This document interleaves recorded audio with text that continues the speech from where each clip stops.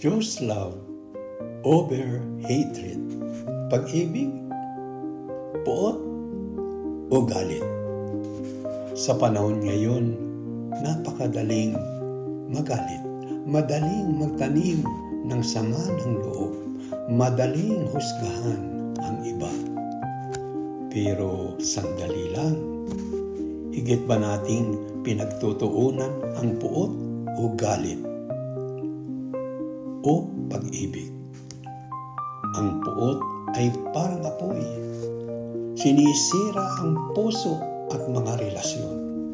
Ngunit ang pag-ibig, ito ang apoy na nagbibigay liwanag sa kadiliman. Hatred divides, but love heals, forgives, and restores. Jesus says in 1 John 4:8, whoever does not love does not know God, for God is love. Kaya mga kapatid, sa bawat araw, piliin natin ang pag-ibig. Sapagkat sa pag-ibig, naroon ang Diyos, nandoon ang kapayapaan. Amen. Pagpalain tayo ng may kapal.